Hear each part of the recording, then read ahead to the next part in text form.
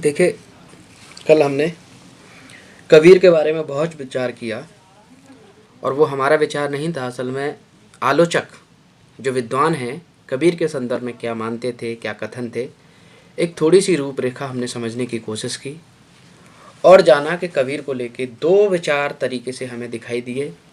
एक शुक्ल का विचार था और दूसरा आचार्य हजारी प्रसाद द्विवेदी वाला विचार था, है ना।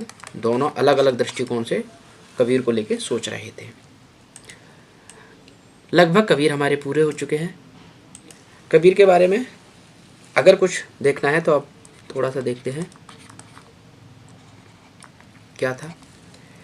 देखिए, ये एग्जाम में पूछ लिया जाता है कि जो कबीर हैं उन्होंने किससे क्या ग्रहण किया और, है ना, जो उनका सिद्धांत है, कबीर का जो पूरा सिद्धांत है वो कहाँ कहाँ से प्रभावित था। तो इस पर पहले भी बात कर चुके हैं, एक बार और ध्यान से देख लेते हैं कि जब भी वो जीवों के प्रति दया का जो भाव उनके मन में है, या आप कह सकते हैं कि मांस खाना यानी मांस भक्षण निषेध, उसको क्या कर दिया उन्होंने, इनकार किया कि मांस नहीं खाना है। ठीक है, तो मांस भक्षण निषेध और जीवों के प्रति दया का जब भाव की बात होगी तो कबीर ने ये कहाँ से ग्रहण किया, तो एक माना जाता है कि वैष्णव मत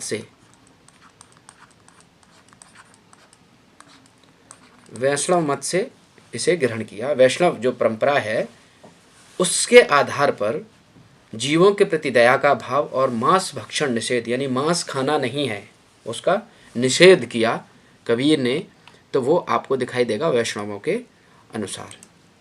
ठीक है, हठयोग पूछ ले कि हठयोग कबीर ने कहाँ से लिया,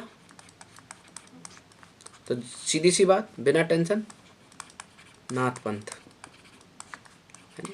पंथ से वो लिया था, वैष्णव मत से। फिर पूछ लिया जाए कि बताइए मोह माया का विरोध एवं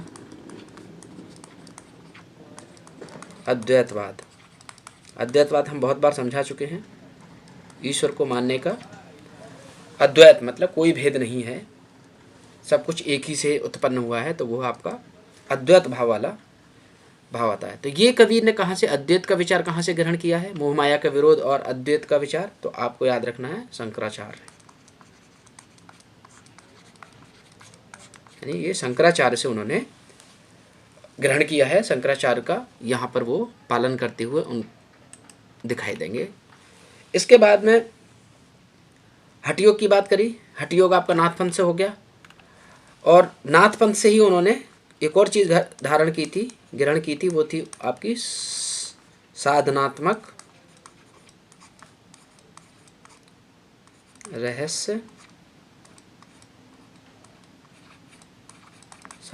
रहस्यवाद।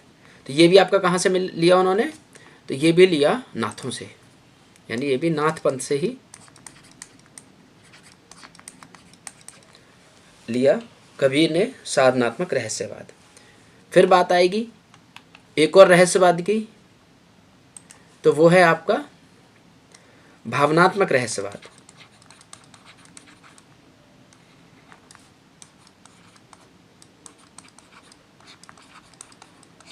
ये कहाँ से लिया कबीर ने, जिसे आप प्रेम साधना भी कह सकते हैं। तो ये जिसको आप कुछ भी कह लीजिए, चाहे तो प्रेम साधना कह लीजिए या भावनात्मक रहस्यवाद कह लीजिए, तो ये उन्होंने ग्रहण किया था सूफियों से। तो ये सूफियों से ग्रहण किया था उन्होंने। इसके अलावा कबीर के यहाँ पर आपको मूर्ति पूजा का भी विरोध मिलेगा, मूर्ति पूजा का विरोध और बाह्य आडंबर।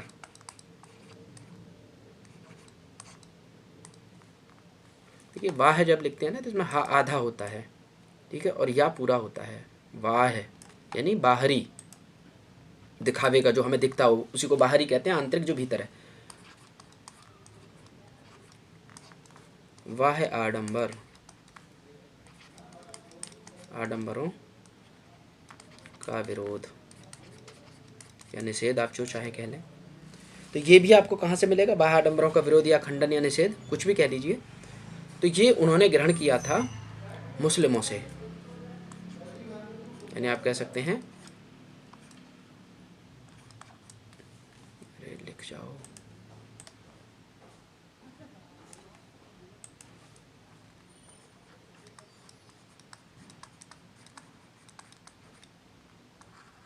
मुसलमानों से, ठीक है। मूर्ति पूजा का विरोध और बाह्य आडंबर का विरोध या खंडन आपको उन्होंने मुस्लिमों से लिया। मुस्लिमों से और क्या लेते हैं, तो एक ईश्वरवाद की जो बात करेंगे, एक ईश्वर की, एक ईश्वर,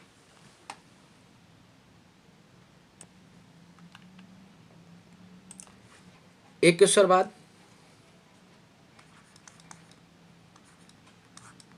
एक ईश्वरवाद कहाँ से लिया, एक धन ईश्वर, एक ईश्वर की बात, एक ईश्वर है ना, गुण संधि हो जाएगी। तो एक ईश्वरवाद की बात उन्होंने भी, ये भी मुसलमानों से ही ली।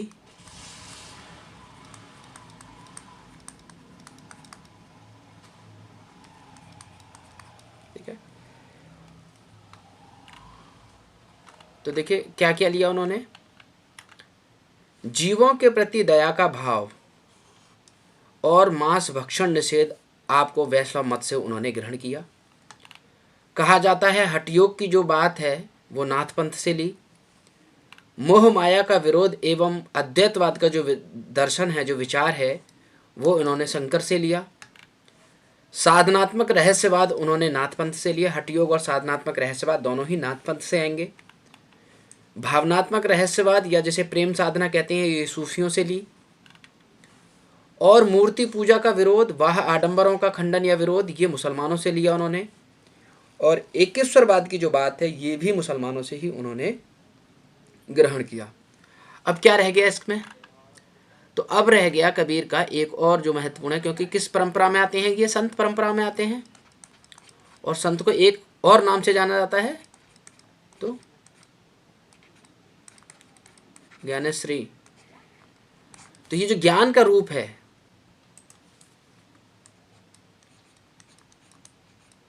ज्ञान मार्ग, ये कहाँ से हासिल किया है उन्होंने, तो ये था उनको, मतलब कहाँ से लेते हैं, तो ये हिंदू धर्म की जो मान्यताएं हैं,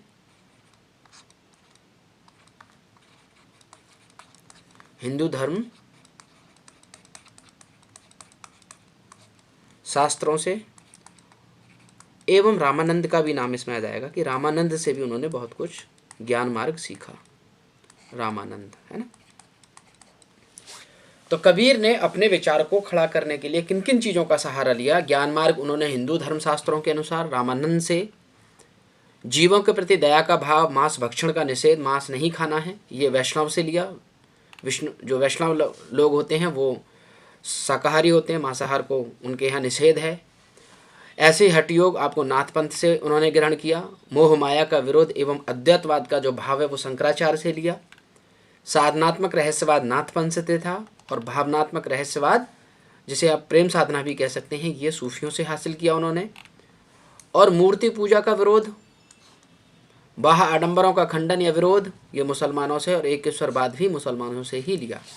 इस तरीके से आप देखेंगे तो कबीर का जो पूरा आइडिया है, पूरा जो विचार है, वो इन सब के अंतर्गत समाहित हो जाता है यहाँ। इसीलिए वो कबीर कई सारी चीज़ों से प्रभावित थे। इन सारी चीज़ों से अच्छी अच्छी चीज़ें उन्होंने ले ली हैं, और एक प्रकार से कबीर मत, पूरा कबीर संत जो परंपरा है वो आपको दिखाई देगी। दूसरा, कबीर के कुछ ग्रंथ, कुछ रचनाएं आपको जो ऑथेंटिक रूप से, और एक ग्रंथ का अगर आपने नाम सुना हो, गुरु ग्रंथ साहिब।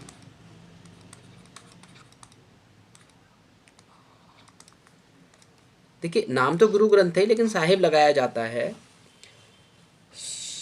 सिखों के अनुसार।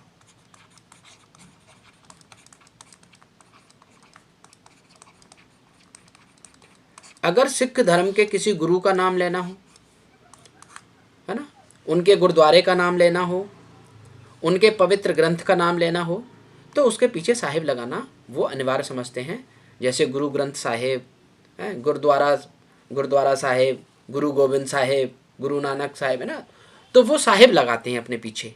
ये उनका एक सम्मान सूचक होता है, यानी वो जान जाते हैं कि आप उनके धर्म की इज्जत कर रहे हैं अगर आप साहिब लगा रहे हैं तो ये जो गुरु ग्रंथ जो रचना है, जो धार्मिक पुस्तक भी है सिखों की, इस रचना में कबीर के कुछ साखियां उनकी संकलित हैं। और साखियां मतलब यानी साक्षी। तो गुरु ग्रंथ साहिब में कबीर की कुछ साखियां भी संकलित हैं। और क्या कहा गया उनको, जो गुरु ग्रंथ साहिब में उनकी कबीर की जो साखियां हैं, तो उनको सलेकू, सलोकू, ये सलोकू पंजाबी में कहा जा रहा है। अगर इसका आप हिंदी रूप देखेंगे या संस्कृत रूप देखेंगे तो इसको क्या कहेंगे, श्लोक, है ना। तो ये सलोकू जो है ये श्लोक का ही रूप बदल गया है, ठीक है। तो गुरु ग्रंथ साहिब में भी कबीर की कुछ साखियां संकलित हैं जिनको सलोकू, जिसका संस्कृत या हिंदी में नाम होगा आपका श्लोक, तो ये आपको गुरु ग्रंथ साहिब में भी दिखेंगे। इसलिए कबीर की रचनाओं की ऑथेंटिसिटी, जो उनकी प्रामाणिकता है, वो सिद्ध होती है।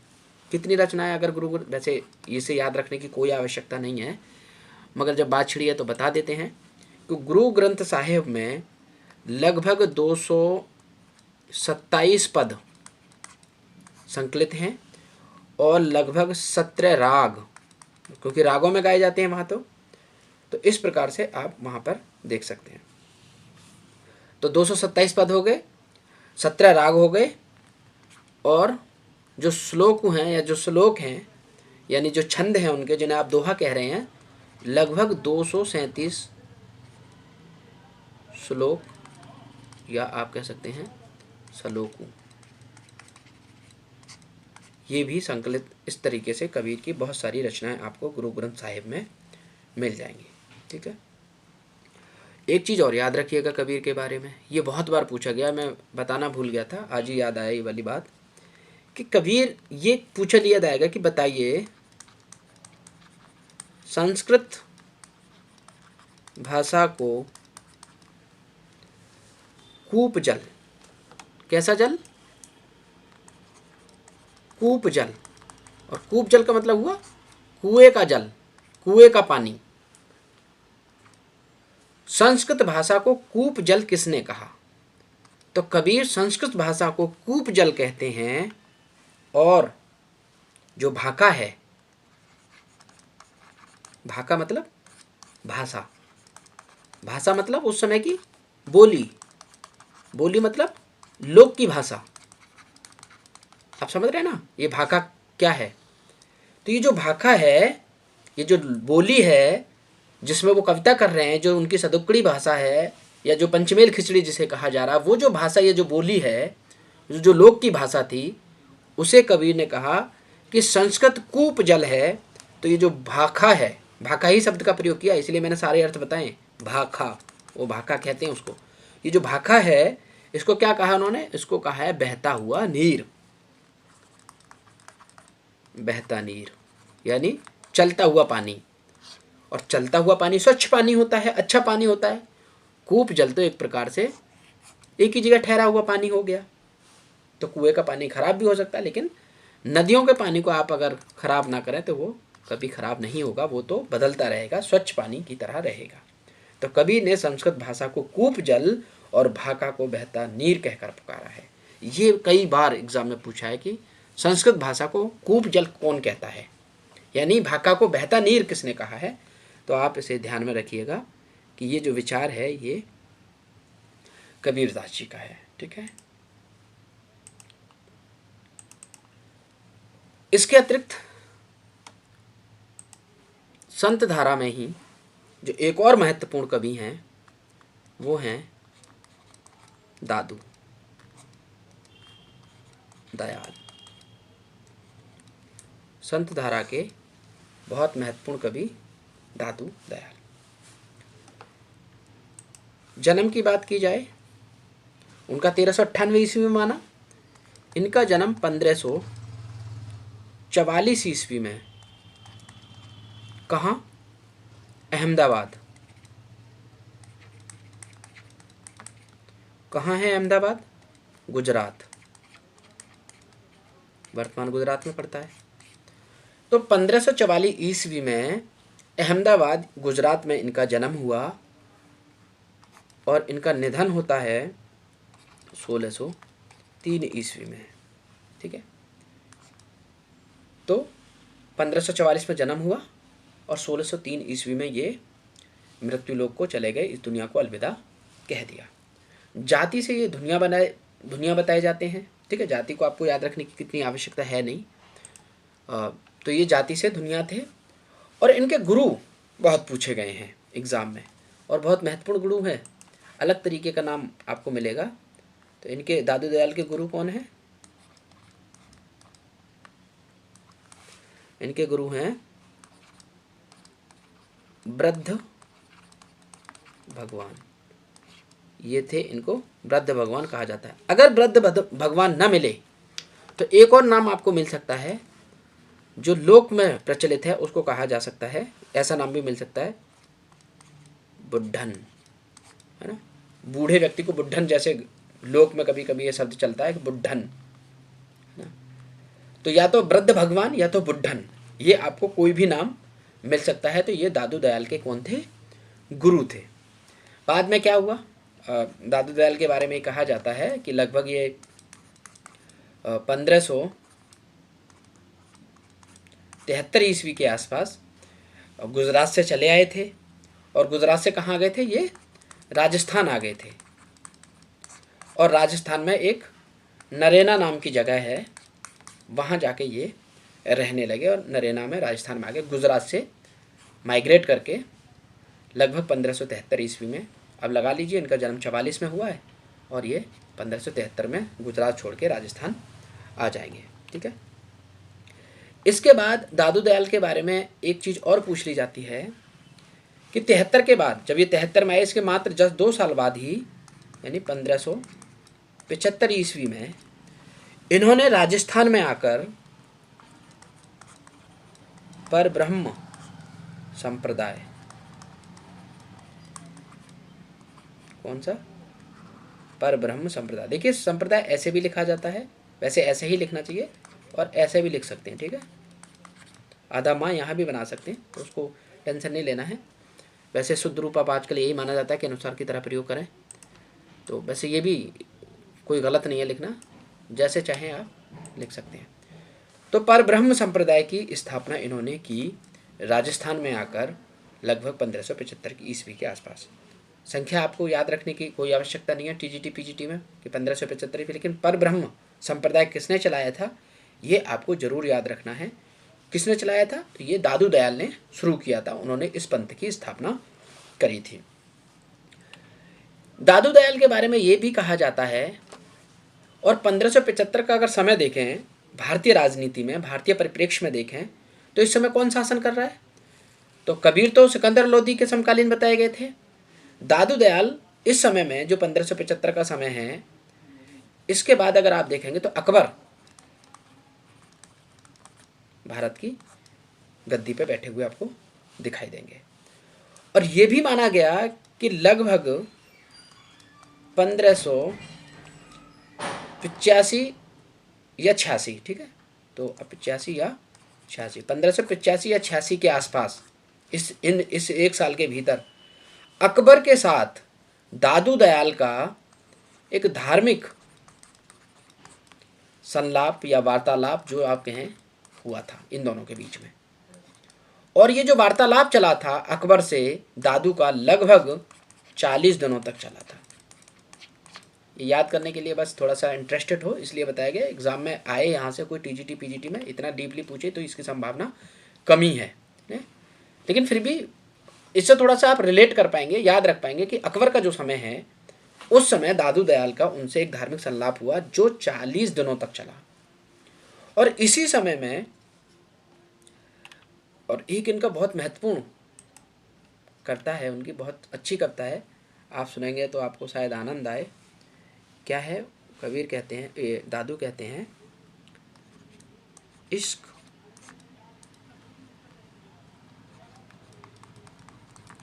अल्लाह की जाती है, इश्क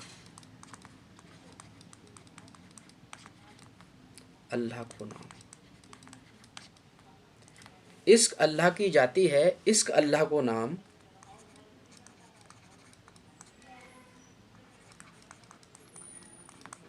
इश्क अल्लाह मौजूद है,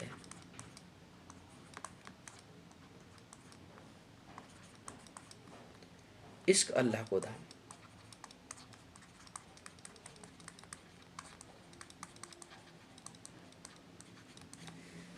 क्या कह रहे हैं दादू? कि इश्क अल्लाह की जाती है। अगर किसी में सच में सच्ची मोहब्बत है, क्योंकि इश्क आज की तरह तमाशा नहीं है कि आज किसी से, कल किसी से, परसों किसी से। आप तो भैया वैलेंटाइन डे निकल गया पूरा। तो ये वो अलग तरीके का इश्क की बात कर रहे हैं दादू। दादू कह रहे हैं कि इश्क अल्लाह की जाती, इश्क अल्लाह को नाम, इश्क अल्लाह मौजूद है, इश्क के भीतर ही ईश्वर मौजूद है, इश्क अल्लाह को धाम। अगर आप इश्क करते हैं तो यही सब कुछ है, तीर्थ धाम सब कुछ है। और माना जाता है कि दादू ने ये दोहा, ये जो छंद लिखा, ये किसके लिए लिखा? ये अकबर के लिए उस समय लिख के सुनाया, उनको बताया। तो इससे अकबर बहुत ज़्यादा प्रभावित हुए। और उस वक्त में तो आप देखेंगे कि अकबर तो प्रेम में वैसे भी उस वक्त डूबे हुए थे, तो अकबर को और भी बहुत ज़्यादा ये बात उनकी पसंद आई। और दीन इलाही जो धर्म है, एक प्रकार से जो पूरा सम्मत है, सारे धर्मों के बीच का एक रास्ता जो आपको अकबर के यहाँ दिखाई देगा, ऐसी चीज़ों से अकबर पे बहुत प्रभाव पड़ा था। तो दादू की ये बात, ये जो उनका धार्मिक संलाप जो चला था अकबर से लगभग 40 दिनों तक, उसी के बीच में कहीं अकबर को इन्होंने ये छंद, ये दोहा पढ़ के सुनाया था कि इश्क अल्लाह की जाती है, इश्क अल्लाह को नाम, इश्क अल्लाह मौजूद है, इश्क अल्लाह को धाम। तो बहुत ही सुंदर बात आप इसमें देख सकते हैं कि किस तरीके से और उन्होंने कबीर को एक कितनी प्यारी बात बता दी। और यही तो संत होते हैं, है ना। बात अब आती है कि जो दादू हैं, इनके शिष्यों को लेके बड़ी मान्यता है। कुछ विद्वान कहते हैं कि जो इनके शिष्य हैं, 152 शिष्य उनके हुए। लेकिन 152 शिष्यों का तो कोई मतलब है नहीं हम उनको पढ़ें या याद रखें। 2-3 नाम आपको जरूर याद रखने हैं दादू दयाल की शिष्य परंपरा में। कौन कौन से नाम? 2 या 3 नाम बहुत महत्वपूर्ण है। पहला नाम तो आप रखें रज्जब, है ना। दूसरा नाम आप रखें याद सुंदरदास, ठीक है। ये 2 नाम तो बहुत महत्वपूर्ण है। इसके अलावा एक जनगोपाल। जनगोपाल को क्यों याद रखना है इसलिए बताएंगे। और दूसरा आपको जगन्नाथ दास। तो जगन्नाथ दास का मतलब जगत धन नाथ, तो संधि हो जाती है जगन्नाथ, ठीक है। तो ये जो ना किस वजह से आया है? आधे ता की वजह से आया है, तो जगन्नाथ दास, ठीक है। इसको ऐसे संधि होती है ना, ये व्यंजन संधि है, जगत धन नाथ, तो ये बन जाता है जगन्नाथ, ठीक है। तो जगन्नाथ दास, ये 3-4 नाम आपको याद रखने हैं। देखिए, इनके ये जो शिष्य हैं जनगोपाल, इन्होंने एक रचना लिखी जनगोपाल ने, और उस रचना का नाम था जन्म लीला पर्ची। जन्म लीला पर्ची क्या है ये? ये जनगोपाल की, दादू दयाल की जीवनी कह सकते हैं आप। अपने गुरु की जीवनी उन्होंने लिखी है दादू दयाल की। किसने? जनगोपाल ने। और इस जनगोपाल की ये जो रचना है जगन लीला पर्ची, इसको याद नहीं रखने की कोई आवश्यकता नहीं है। क्यों बता रहा हूं मैं इसको ध्यान में? इसलिए बता रहा हूं कि जगन लीला जो जन्म लीला पर्ची है जन गोपाल की, इसी में ये बताया गया कि दादू के जो गुरु हैं, और दादू के गुरु कौन थे? बुड्ढन या वृद्ध भगवान। यहीं से पता चलता है कि दादू के गुरु का नाम बुड्ढन या वृद्ध भगवान था। और वो पता चलेगा जन्म लीला पर्ची जन गोपाल की जो रचना है, जो जीवनी है किसकी? दादू दयाल की। दादू दयाल के बारे में जीवन की पूरी घटना आप इस रचना के अंतर्गत देख सकते हैं। ठीक है, अब बात करें दादू दयाल की रचनाओं की। दादू दयाल, संत दादू दयाल है ये। ठीक है, संत भी आप चाहें तो लगा सकते हैं। संत दादू दयाल की रचना है। कौन सी रचना याद रखनी है? बीजक कबीर की थी, वैसे ही अनभे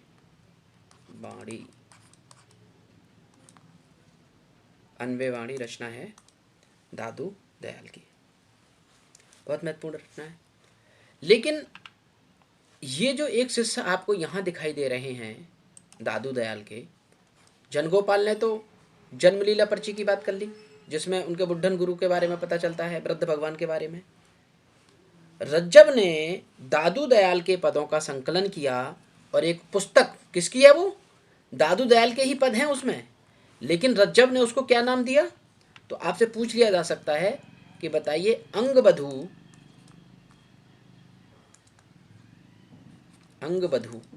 ये रचना किसकी है? ये रचना दादू दयाल की है, लेकिन किसने इकट्ठी की है? इसका संकलनकर्ता कौन है? तो इनके संकलनकर्ता दादू दयाल के जो शिष्य हैं रज्जब, उन्हीं के द्वारा ये रचना इकट्ठी की गई। ये सारे पद दादू दयाल के रज्जब ने अंगबधू नाम से एक जगह रखे हैं। तो अब दो रचनाएं हो गई दादू दयाल की। एक तो अनभे वाणी, ठीक है, अनभे वाणी के बारे में तो नहीं पता चलता कि किसने इसका संकलन किया है या खुद उन्होंने किया है, लेकिन ये पता चलता है कि अंगबधू रज्जब के द्वारा संकलित की गई है। और किसकी रचना है अंगबधू? तो अंगबधू रचना है दादू दयाल की। ठीक है, इस बात को ध्यान में रखना है। दूसरी एक और रचना दादू दयाल की ही है, वो कौन सी है? हरडे वाणी। हरडे मतलब हृदय की वाणी, यानी हृदय की आवाज। तो हरडे वाणी या हृदय की आवाज, दिल की आवाज, आप मन की आवाज कह सकते हैं आजकल। तो हरडे वाणी या हृदय की वाणी, अगर हिंदी शब्द इसका हृदय की वाणी, ये भी रचना किसकी है? दादू दयाल की है। लेकिन इसका संकलन किसने किया? हरडे वाणी का। तो हरडे वाणी का संकलन किया संत दास। क्या नाम है? संत दास, इनके शिष्य थे, और जगन्नाथ दास। ठीक है, तो जनगोपाल ने तो अपनी एक पुस्तक लिखी जन्मलीला पर्ची, जिससे ये पता चलता है कि दादू दयाल के जो भगवान हैं, यानी जो गुरु हैं, वो वृद्ध भगवान या बुड्ढन हैं। वहाँ से हमें ये बात पता चलती है जनगोपाल से। रज्जब से हमें ये पता चला कि रज्जब ने दादू दयाल की रचनाओं को अंगबधू नाम से इकट्ठा किया है। और हरडे वाणी, ये भी रचना किसी की है? तो ये भी दादू दयाल की है, लेकिन इसको इकट्ठा करने का किसने किया? इसको हृदय की वाणी के नाम से, इसी को हरडे वाणी कह रहे हैं। ये जो हरडे वाणी है, ये संत दास और जगन्नाथ दास ने दादू के पदों का संकलन किया है। ठीक है, तो इस तरीके से आपको कोई भी रचना मिले, चाहे तो अवने वाणी मिले, चाहे तो अंगबधू मिले, चाहे तो हरडे वाणी मिले, ये सारी रचनाएं हैं दादू दयाल की ही रचनाएं हैं। लेकिन ये संकलित नहीं है, ये मूल रूप में उसी तरीके से है, यानी ये एक प्रकार से दादू ने खुद ही की होगी इस रचना को, या किसी ने किया होगा संकलन, तो उसका संकलन का कर्ता का कोई नाम नहीं पता चलता। तो हम तो यही अनुमान लगाएंगे कि ये दादू ने अपने आप ही स्वतः ही ये रचना लिख के रखी होगी या इकट्ठी की होगी। इसके अलावा अंगबधू शिष्य हैं उनके रज्जब, उनके द्वारा इकट्ठी की गई, किसकी है? दादू दयाल की ही रचना है, यानी वही पद हैं। और उन्हीं पदों को हड्डे वाणी के नाम से किसने किया? संत दास ने और जगन्नाथ दास ने भी। तो हड्डे वाणी, अंगबधू और अवने वाणी, ये 3 रचनाएं आपको जरूर याद रखनी है दादू दयाल के बारे में। और आधुनिक समय में एक और रचना जो हम पढ़ते हैं, दादू दयाल की वाणी, इस नाम से, बड़ा सिंपल कर दिया इसको, दादू दयाल की वाणी। ठीक है, किसने कर दी, किसने इसको संकलित किया है? तो ये परशुराम चतुर्वेदी एक आचार्य हुए अभी नए आधुनिक भारत में, परशुराम चतुर्वेदी। जैसे अयोध्या सिंह उपाध्याय हरिओद, कबीर वचनावली, है ना, जैसे कबीर ग्रंथावली श्याम सुंदर दास, वो आज की रचनाएं बिल्कुल आज संकलित हैं। वैसे ही दादू दयाल की वाणी के नाम से परशुराम चतुर्वेदी ने भी कुछ रचनाएं, कुछ उनके पदों का संकलन किया है। ठीक है, तो ये तो दादू दयाल की वाणी से रहते, ये तो पूछेगा नहीं, तो आपको क्या पूछेगा? या तो अंगबधू पूछेगा, या तो हड्डे वाणी पूछेगा, या तो फिर अवने वाणी की बात करते हुए दिखाई देंगे। ठीक है, अब ये तो बात हुई दादू दयाल की कुछ महत्वपूर्ण बात, ज़्यादा बात नहीं करेंगे इन पे, ये इतने ही हमारे लिए काफ़ी हैं। यहीं से कुछ आएगा, इससे ज़्यादा तो नहीं आने की संभावना है। दादू दयाल, ये माना जाता है कि अगर संत धारा में कबीर के बाद कोई महत्वपूर्ण संत है जिसे बहुत सम्मान है, तो वो कौन है? दादू। तो दादू दयाल का बहुत सम्मान है, यानी संत काव्य धारा में कबीर के बाद दूसरा बड़ा व्यक्तित्व दादू दयाल का है। दादू दयाल को एक और चीज कही जाती है, ये जन्म तो गुजरात में हुआ है, गुजरात से माइग्रेट करके चले आए कहाँ? राजस्थान आ गए। तो राजस्थान का कबीर, राजस्थान का कबीर किसको कहा जाता है? दादू को, यानी दादू दयाल को राजस्थान का कवि कहा जाता है। ठीक है, इसको भी आप याद रख सकते हैं कि किसको राजस्थान का कवि कहा जाता है, तो राजस्थान का कबीर दादू दयाल है। ठीक है, इसके अलावा भाषा की अगर बात करेंगे दादू की, तो ब्रज भाषा है, राजस्थान के कबीर हो गए दादू दयाल, और भाषा क्या है? ब्रज भाषा का ही प्रयोग इन्होंने किया है। ठीक है,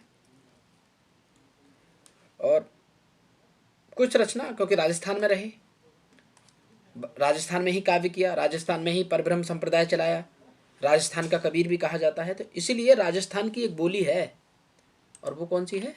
जयपुरी। तो ये नहीं पूछेगा जयपुरी, जयपुरी की ही बिल्कुल बोली इसी के आसपास मिलती जुलती, जयपुरी से ही जो निकली है, और उसे कहते हैं डूडाड़ी। ये डूडाड़ी भाषा है ना, डूडाड़ी बोली या डूडाड़ी भाषा, इसका नाम मिलता है। तो ये जो डूडाड़ी भाषा है, ये जयपुरी का ही एक रूप है। अधिकतर पद ब्रज के अलावा अगर किसी भाषा में दिखाई देते हैं, तो वो डूडाड़ी भाषा में ही दिखाई देते हैं दादू दयाल के। ठीक है, ये बात जरूर याद रखनी है। इश्क अल्लाह की जाति है ना, इश्क अल्लाह को नाम, और इश्क अल्लाह मौजूद है, इश्क अल्लाह को धाम। ये दादू का बहुत महत्वपूर्ण पद है जो अक्सर पूछ लिया जाता है।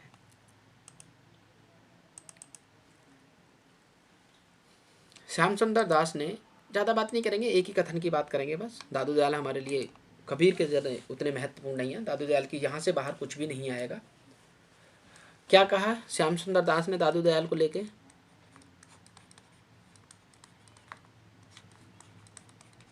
श्याम सुंदर दास कहते हैं दादू दयाल को लेके, राजस्थान कैसी जगह है?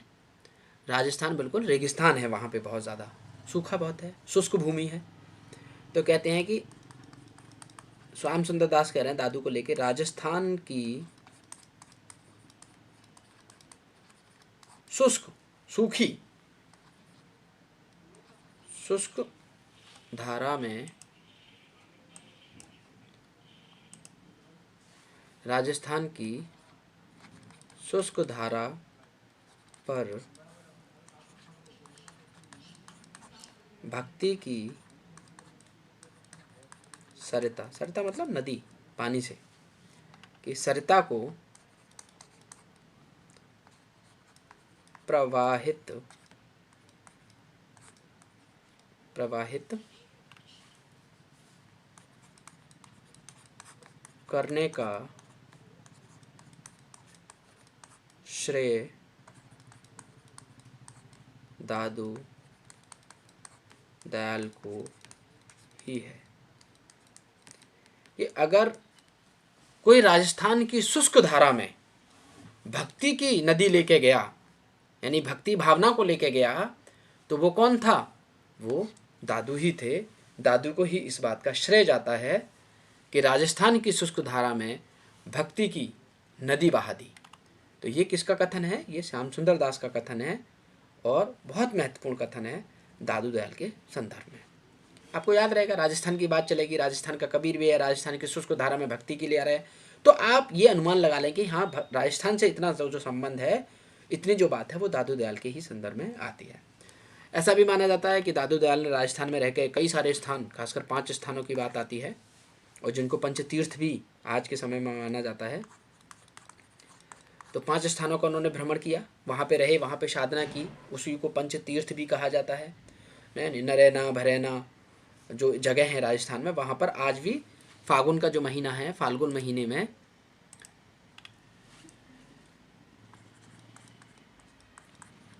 महीने में जो मास है उसमें क्या होता है, नरेना आए थे ये गुजरात से चल के राजस्थान के नरेना में। तो नरेना भैरना ये जगह हैं।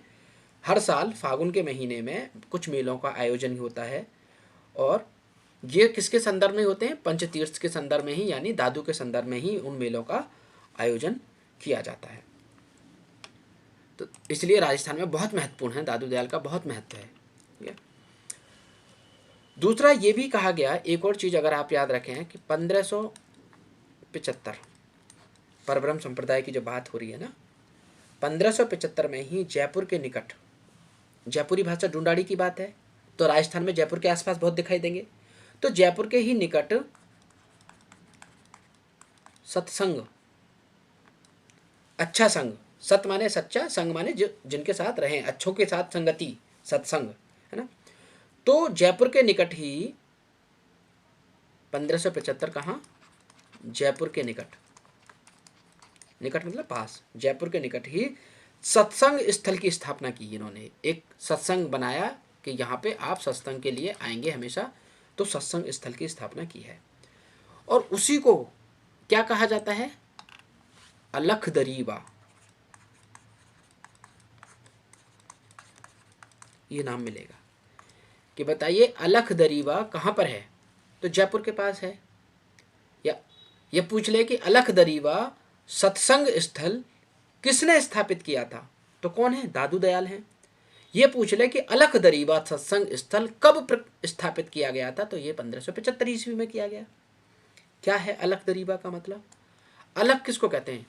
नाथों में तुमने देखा होगा, अगर सुना हो तो कहते हैं अलख निरंजन, है ना। तो अलख का मतलब क्या होता है? निर्गुण। अलख यानी जिसको देखा ना जा सके। अलख, लख माने देखना, अ माने नहीं, है ना। और खल कर दिया मैंने इसको, अलख को। वाह, खल माने तो बुरा व्यक्ति होगा। अलख, है ना। लख माने देखना, अ माने नहीं। तो अलख दरीवा यानी, तो अलख मतलब निर्गुण हो गया, दरीवा मतलब होता है दरबार। तो अलख दरीवा का मतलब क्या हुआ? निर्गुण का दरबार, यानी ऐसा दरबार जिसे आप देख ना सकें, क्योंकि ईश्वर भी कैसा है?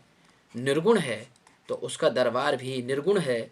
यही अलख दरीबा है जो 1575 में जयपुर के निकट दादू दयाल ने सत्संग स्थल के नाम से स्थापित किया था। ठीक है। तो अलख दरीबा पूछा एक बार कि अलख दरीबा की स्थापना किसने की थी? तो अलख दरीबा के सत्संग की स्थापना दादू दयाल ने की थी। कब की थी? 1575 ईस्वी में। कहाँ की थी? जयपुर के निकट की थी। ठीक है। तो दादू के संदर्भ में इतनी बात। इसके बाद बहुत महत्वपूर्ण कवि दादू के ही शिष्य, और वो हैं सुंदरदास। कहा जाता है संत परंपरा में, याद करिए इस बात को ध्यान से, एग्जाम में बहुत पूछा गया है, संत परंपरा में सबसे ज्यादा पढ़े लिखे अगर कोई संत थे तो वो कौन थे? सुंदरदास, है ना। सुंदरदास का बहुत महत्व है, बहुत पढ़े लिखे थे, है ना। तो क्या कर सकते हैं आप? सबसे ज्यादा शिक्षित, इस बात को ध्यान रखिएगा, क्योंकि ज्यादातर संत क्या थे? अशिक्षित हैं, बिना पढ़े लिखे। कबीर तो खुद ही कहते हैं ना, मसी कागज छुओ नहीं कलम गही नहीं हाथ, कि मैंने तो स्याही और कलम को छुआ ही नहीं है। लेकिन सुंदरदास ऐसे नहीं है। सुंदरदास बहुत पढ़े लिखे हैं, सबसे ज्यादा विद्वान अगर कोई विद्वान संत हैं तो वो सुंदरदास ही हैं। इसलिए आपको जरूर ध्यान में रखना, एग्जाम में पूछा गया है कि बताइए सबसे ज़्यादा पढ़े लिखे, सबसे ज़्यादा शिक्षित विद्वान संत कौन थे? तो ये आपके सुंदरदास ही हैं। ठीक है। कब जन्म हुआ? 1596 ईस्वी में। कहाँ? राजस्थान में। तो ये तो स्टेट, जगह क्या? कुछ लोग कहते हैं दौसा या धौसा, ठीक है, दौसा या धौसा नाम से जगह है। कुछ लोग धौसा बोलते हैं, कुछ दौसा बोलते हैं। ये कहाँ है? राजस्थान में ही है। तो जन्म कहाँ हुआ सुंदरदास का? राजस्थान में होता है। निधन कब होता है? 1596 में इनका जन्म हुआ, और जो मृत्यु है, जो निधन है, वो 1689 ईस्वी में सांगानेर, ये भी कहाँ है? राजस्थान में है। किसके पास है? जयपुर के पास एक जगह है, जयपुर के पास सांगानेर, राजस्थान में। वहाँ पर इनका निधन हुआ, और वहीं पे इनकी समाधि स्थल भी सांगानेर में ही है सुंदरदास की। वहाँ पे भी कभी कभी जो मेले लगते हैं तो सांगानेर इनकी समाधि स्थल जयपुर में वहीं पर लगते हैं। पिता परमानंद खंडेलवाल थे इनके, माता कमला थी। ऐसा शुक्ल मानते हैं कि इनके पिता का नाम क्या था?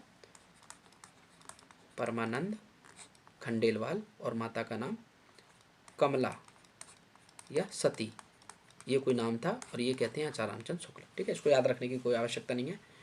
गुरु कौन थे? तो अभी आपको पता चल गया, गुरु पता चल गया ना, गुरु कौन है सुंदरदास के, क्योंकि दादू दयाल के शिष्यों में आते हैं सुंदरदास। तो इनके गुरु कौन हुए? तो गुरु आपके सुंदरदास के हो जाएंगे दादू दयाल, और दादू दयाल के गुरु कौन है? बुड्ढन या वृद्ध कबीर। तो सुंदरदास के गुरु कौन है? तो दादू दयाल। ठीक है।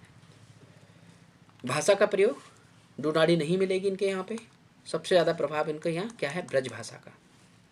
ठीक है, बहुत पढ़े लिखे थे, बहुत विद्वान थे, तो रचनाएं भी खूब लिखी। तो कहा जाता है इनकी जो रचनाएं हैं सुंदरदास की,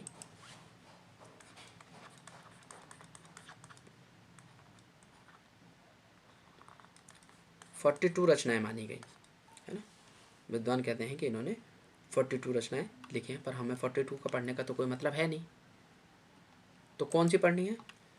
2 रचनाएं बहुत महत्वपूर्ण है, जो आपको याद रखनी ही रखनी है। उसके अलावा 2-4 नाम और रहेंगे, लेकिन 2 रचनाएं आपको नहीं भूलनी। कौन कौन सी? ज्ञान समुद्र, ये रचना आपको जरूर याद रखनी है। ये जो ज्ञान समुद्र है, अगर इसको थोड़ा और आसान करें तो ये जो रचना है, इसमें 5 सर्ग हैं, यानी आप कह सकते हैं 5 अध्याय या 5 सर्ग इस रचना के अंतर्गत दिखाई देंगे। और इनके सर्गों को क्या कहा गया? उल्लास कहा गया। ठीक है, आपको याद रखने की आवश्यकता नहीं है, बस थोड़ा सा सुन लीजिए, है ना। 5 सर्ग हैं, सर्गों को क्या कहा गया है? उल्लास कहा गया है। ये जो रचना है ज्ञान समुद्र है। क्या इस रचना में ज्ञान समुद्र में? तो ज्ञान माने क्या है ना भाई? ये जो संत परंपरा है, ये तो ज्ञान मार्गी ही परंपरा ही है। जब ज्ञान मार्गी परंपरा है और ज्ञान से पता चल रहा है कि ज्ञान की बात है, ज्ञान का समुद्र है ये पुस्तक, तो इसका मतलब क्या है कि जो संत मत है, यानी संतों की साधना प्रणाली कैसी है, क्या तरीका है उनका, उसका वर्ण आपको, संतों की साधना प्रणाली का वर्ण इस रचना के अंतर्गत, ज्ञान समुद्र के अंतर्गत आपको दिखाई देगा। तो ये रचना आपको सुंदरदास की जरूर याद रखनी है, ज्ञान समुद्र। 5 सर्ग हैं जिनको उल्लास कहा गया है, क्या है इस रचना में? संतों की साधना की जो प्रणाली है, जो तरीका है साधना करने का संतों के द्वारा, उसका वर्णन आपको इस रचना के अंतर्गत मिलेगा। दूसरी जो एक और रचना आपको सुंदरदास की याद रखनी है, वो रखनी है सुंदर विलास। कौन सी? सुंदर विलास। जैसे इसमें 5 सर्ग हैं, इसमें 34 है ना, 34 सर्ग आपको इस रचना में दिखाई देंगे। यहाँ उल्लास कहा गया है, यहाँ अंग कहा गया है सर्गों को। ये याद रखने के लिए नहीं है, बस आप इसको सुन लें। रचना आपको ये याद रखनी है दोनों, ज्ञान समुद्र और सुंदर विलास। ये बस आपको बता रहे हैं कि इसमें क्या है। सुंदर विलास में क्या है? तो इनका नाम सुंदर है ना, और सुंदर विलास यानी वो अपने बारे में, अपनी विलास यानी जो भी कुछ कहना चाहते हैं। तो इसमें क्या है? तो सुंदर विलास में इससे अनुमान लगा लेंगे कि नीति के बात, नीति कैसी होनी चाहिए, जीवन कैसा हो, उसमें कैसी नीतियों का पालन करें। तो नीति की बात या भक्ति की बात करते हुए, यानी नीति और भक्ति के पद आपको इस रचना में दिखाई देंगे सुंदर विलास में। और सुंदर विलास, जबकि ज्ञान समुद्र में क्या है? संतों की साधना प्रणाली का वर्णन है। ठीक है, ये 2 रचनाएं आपको जरूर याद रखनी है, बहुत, इनको तो बिल्कुल नहीं भूलना। इसके अलावा ज्ञान झूला है एक रचना, है ना, वो याद रखना चाहो तो ठीक है, नहीं तो भूल जाओ, कोई दिक्कत नहीं है। ज्ञान झूला, है ना, ज्ञान झूला, या सत्संग प्रभाव, सर्वांग प्रदीप का, वेद विचार। तो 43 रचनाएं, बहुत 42 रचनाएं, बहुत सारी रचनाएं हैं। या अद्भुत उपदेश, स्वप्न प्रबोध, है ना, उक्त अनूप, पंच प्रभाव, बहुत सारी रचनाएं। लेकिन हम उनको नहीं याद रखेंगे, कोई आवश्यक नहीं है। बस आपको सुंदर विलास और ज्ञान समुद्र, ये 2 रचनाएं आपको जरूर याद रखनी है, इनको बिल्कुल भी नहीं भूलना है। ठीक है, इसके अतिरिक्त और क्या याद रखा जा सकता है सुंदरदास का? तो 2 रचनाएं, सबसे पढ़े लिखे संत,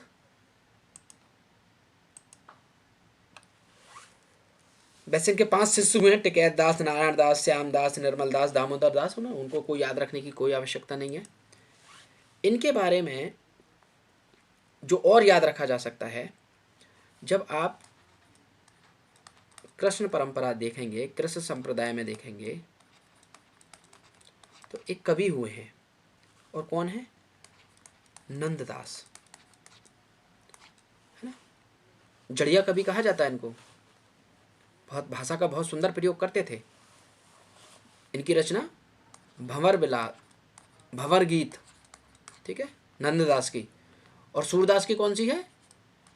भ्रमर गीत। ठीक है, याद रखिएगा, भंवर गीत नंददास का है और भ्रमर गीत सूरदास का है।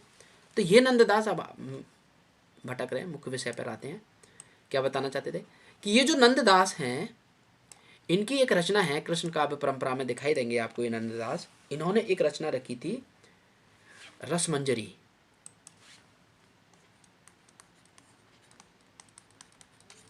ये रचना है रसमंजरी, किसकी? नंददास की।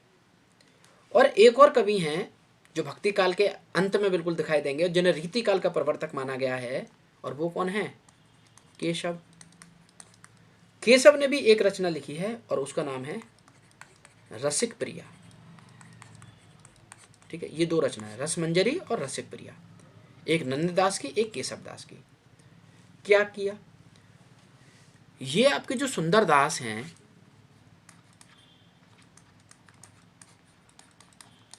इन दोनों ही रचनाओं की बहुत ज़्यादा आलोचना करेंगे, इसकी घोर निंदा करेंगे। क्यों करेंगे घोर निंदा? क्योंकि सुंदरदास के बारे में ये कहा जाता है, ये पूछा जा सकता है कि सुंदरदास किस रस के विरोधी कवि हैं?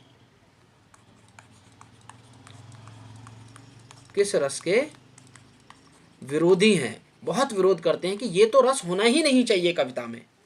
और वो कौन सा है? वो रस है उनका श्रृंगार रस। श्रृंगार रस के विरोधी कवि के तौर पर जाना जाता है सुंदरदास को। इसीलिए आप देखेंगे कि केशव दास की जो रसिक प्रिया है और नंददास की जो रसमंजरी है, तो ये कैसी रचना है? ये तो श्रृंगार रस प्रधान रचनाएं हैं। इसीलिए सुंदरदास ने श्रृंगार रस के विरोधी होने के कारण नंददास की रसमंजरी और केशव दास की रसक प्रिय रचना की घोर निंदा करी कि ऐसी रचना लिखना बिल्कुल व्यर्थ है। ठीक है, इसीलिए एक विद्वान हुए हैं तो ये दो तीन चीज़ें आपको याद रखनी है कि सुंदरदास श्रृंगार रस के विरोधी हैं, सबसे पढ़े लिखे थे, है ना। ज्ञान समुद्र और सुंदर विलास जो रचनाएं हैं इनकी, दो रचना जो आपको याद रखनी है, इसी को आधार बनाकर एक बहुत महत्वपूर्ण विद्वान हुए हैं राघव दास। ठीक है, और इन्होंने क्या कहा राघव दास ने सुंदरदास को, क्योंकि ये इतने नियम के थे, श्रृंगार रस के विरोधी थे, ज्ञानी थे, इसीलिए राघव दास ने सुंदरदास को दूसरा शंकराचार्य,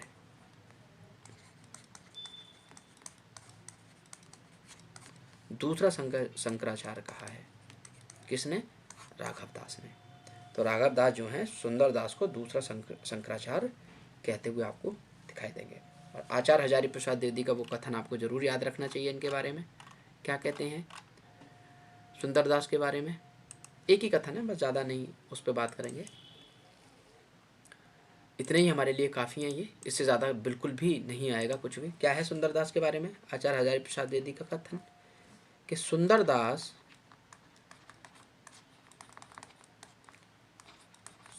श्रृंगार रस के विरोधी किंतु हास्य रस के प्रेमी माने जाते हैं। किसने कहा सुंदरदास के बारे में ये कथन? आचार्य हजारी प्रसाद द्विवेदी ने। ठीक है, बस इतना ही सुंदरदास के लिए काफ़ी हो जाएगा। ठीक है, उसके बाद हम रज्जब को देख लेंगे, कल गुरु नानक को देख लेंगे और धर्मदास को देख लेंगे, दो तीन और कवियों को देख लेंगे, बाकी बात कल करेंगे। इतना ही काफ़ी है, इतना याद रखेंगे तो बहुत महत्वपूर्ण है। ये काफ़ी महत्वपूर्ण कवि आपको दादू दयाल और सुंदरदास, संत का परंपरा में कबीर, दादू दयाल, सुंदरदास, रज्जब, गुरु नानक और धर्मदास, ये 5-6 हैं। नाम तो बहुत हैं, बहुत पढ़ने को बहुत हैं, लेकिन हम सारे नहीं पढ़ेंगे, हम 4-5 को जो मुख्य हैं उसी को ध्यान में रखेंगे। ठीक है।